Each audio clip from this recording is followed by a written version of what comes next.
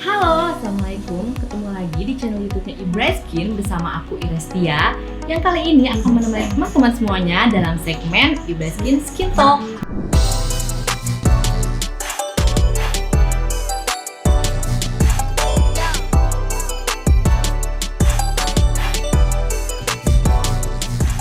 Oke, jadi sekarang aku udah berada di ruangan bareng sama teteh-teteh yang cantik ini. Jadi buat teman-teman semuanya yang sebenarnya banyak banget nih dari customer Ibra Skin ini yang bertanya, ini udah BPOM belum kak? Udah halal belum? Pada saat udah BPOM nanti ditanya halalnya. Jadi mendingan daripada kita mengklaim sendiri ini sudah BPOM, sudah halal, lebih baik kita bertanya langsung sama orang-orang yang berada di balik layar Ibra Skin yang sudah selama ini tuh mengurus produk-produk Ibra Skin ini menjadi produk yang sudah tersertifikasi BPOM dan halal. Silakan perkenalkan, ini ada Saya dengan Ika Liliana biasa untuk pengurusan BPOM, dan saya dengan Nurul Afifah kalau saya untuk pengurusan halalnya. Nah gitu, jadi memang untuk pengurusan BPOM dan halal ini sudah ada orangnya masing-masing. Jadi di sini aku kayak ingin kita lebih ngobrol aja ya Bu ya. Jadi kayak banyak pertanyaan dari customer nih, dari Ibra Skin, bener nggak sih halal? Atau misalnya jangan-jangan nomor BPOM-nya itu tuh abal-abal atau segala macemnya gitu. Karena kan pertanyaan dari customer tuh kadang aneh-aneh gitu. Sebelum kita masuk ke produknya itu, kalau dari aku sih mikirnya gini, untuk membuat sebuah produk yang bisa didaftarkan BPOM nih, BPOM-nya dulu nih ya. Ada nggak sih kayak pabrik pembuatan kosmetiknya ini sendiri, syaratnya harus apa gitu untuk bisa mendaftarkan BPOM dari produk yang diproduksi? Oke, mungkin kalau untuk persyaratan atau pabriknya itu luas. Kalau dijabarkan di sini dalam waktu 5 menit agak panjang ya.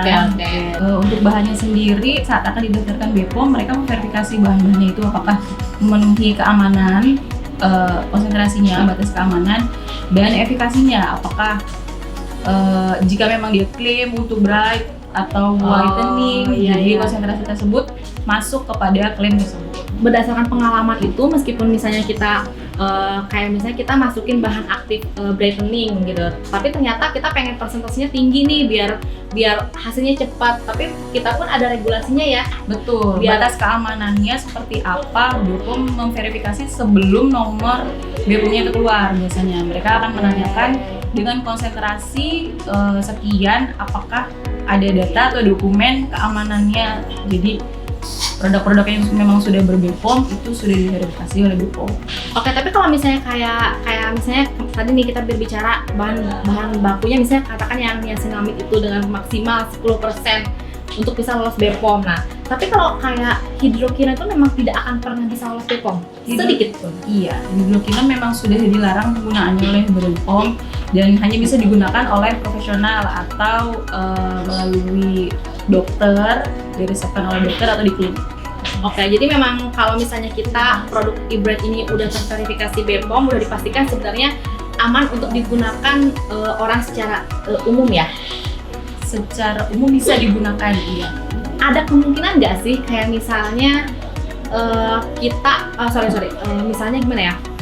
Ini sebenarnya nggak boleh nih, akan lolos BPOM. Akan ada nggak sih di pihak BPOM itu sesuatu yang nggak ketat gitu? Apa ya bahasanya tuh, jadi kayak yang ini sebenarnya kadang-kadang bisa diterima atau enggak gitu, atau memang dari BPOM sendiri sekarang tuh regulasinya udah sangat ketat untuk menerima bahan tersebut boleh atau enggaknya? Kalau untuk bahan, mereka ada kayak annual meeting ASEAN, tidak cuma yang Indonesia, jadi ada beberapa negara ASEAN yang mengadakan annual meeting 1 tahun. Saya koreksi 2 kali atau 3 kali, saya lupa. Jadi mereview bahan yang memang tadinya boleh menjadi dilarang, atau tadinya bisa digunakan jadi dibatasi penggunaannya. Jadi misalnya hanya maksimal berapa persen. Oh, jadi memang setiap waktu atau nggak setiap tahun itu memang ada kayak perubahan regulasinya itu. Oke, disesuaikan dengan penelitian terbaru mungkin ya. Oke, dan mungkin itu yang menjadi alasan kenapa BPOM itu punya standar berapa tahun untuk setiap produk. Ini kan sekarang kalau dulu sih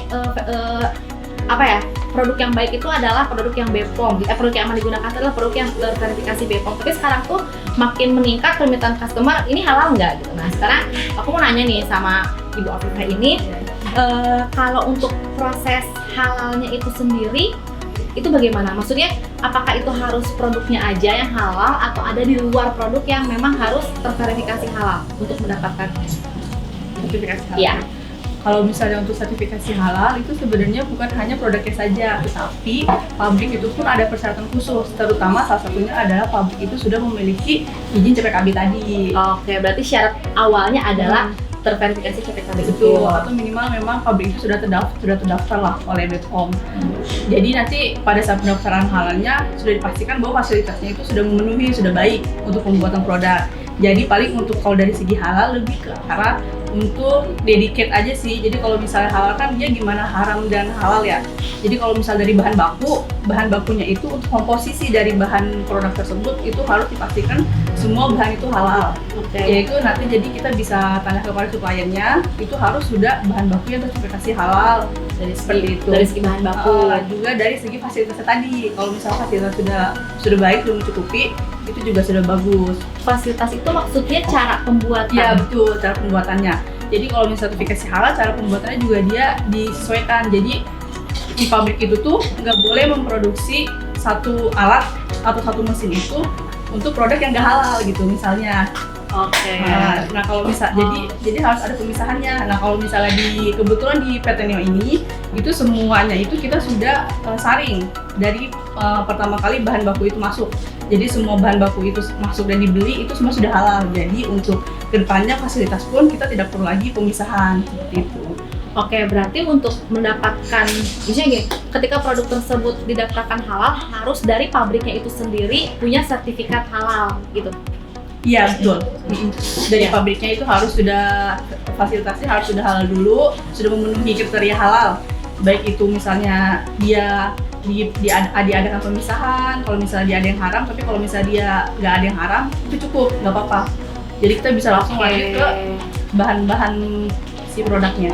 Jadi memang kalau untuk proses halal sepertinya lebih panjang ya. Awalnya syaratnya CPKB dulu, kemudian dari pabriknya sendiri juga harus mendaftarkan diri sebagai pabrik yang memang sistemnya itu halal. Kemudian bahan baku yang digunakan halal sehingga produk-produk yang diproduksinya pun baru bisa didaftarkan halal. Jadi nggak akan mungkin satu produk bisa dapat sertifikasi halal kalau dibuat di pabrik yang belum dapat memenuhi kriteria halal. Kalau misalnya dari segi halal sebenarnya lebih baik dia sudah BPOM dulu. Karena berarti kan dia si produknya ini sudah memenuhi nih untuk persentase. Karena kalau untuk persentase itu adanya aturannya di BPOM. Kalau halal paling cuma dari segi bahan bakunya halal atau enggak, tapi kita nggak ada persentase. Jadi memang prosesnya adalah produk tersebut harus BPOM dulu, kemudian baru didaftarkan halal. Mungkin bisa berbarengan, tapi baiknya itu sudah punya nomor BPOM, kemudian baru didaftarkan halal. Nah gitu, makanya teman-teman eBright yang dari dulu tuh nanya, Kak ini udah halal belum? Banyak banget pertanyaan seperti itu. Jadi memang proses itu karena memang BPOM dulu baru ke halal, jadi halal itu kayak lebih belakangan gitu. Cuman alhamdulillah, insya Allah semua produk eBright ini sekarang udah BPOM dan halal kan ya? Pertanyaan selanjutnya adalah sebenarnya ketika misalnya produk eBright Skin yang Moist Plus, misalnya dia sudah mendapatkan logo halal, apakah logo halal ini tuh menempel pada produknya atau pada brand eBright Skin-nya? Pada produk. Ya, karena kan tadi kita balik lagi ke prinsipnya itu bahan baku. Jadi satu logo itu mencirikan satu produk. Sama kayak mungkin ya, setiap NA itu beda produk. Jadi nggak semua brand itu halal, tapi produk yang lain mengikuti enggak. Jadi belum tentu nih ketika misalnya ada satu produk X misalnya yang halal dan semua produk yang di brand itu halal gitu ya. Nah, jadi teman-teman juga ketika misalnya pakai skincare apapun, nggak cuma eBright Skin, ketika misalnya ini nih produk ini halal nih, kalian bisa cek deh langsung, sama seperti BPOM ya. Kalau MUI juga bisa dicek ya nomor halalnya. Brand tersebut produk apa aja sih yang sudah halal seperti itu. Jadi teman-teman juga nggak usah khawatir karena cukup transparan data-datanya, bisa dicek juga semua produk eBright Skin apakah sudah terverifikasi BPOM dan halal.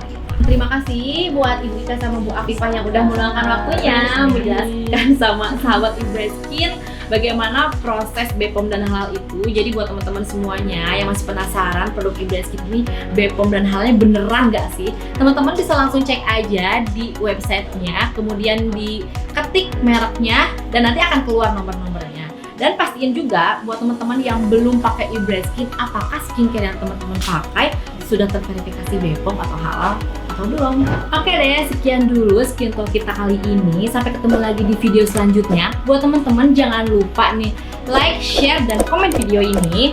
Dan jangan lupa aktifkan loncengnya biar ketika Ibraskin upload YouTube terbaru atau video terbaru, teman-teman akan langsung mendapatkan notifikasinya. Dan kita harap banget sih teman-teman komentar bahasan apa lagi sih yang ingin teman-teman dengar dari Ibraskin. Oke, sampai ketemu di video selanjutnya. Assalamualaikum warahmatullahi wabarakatuh.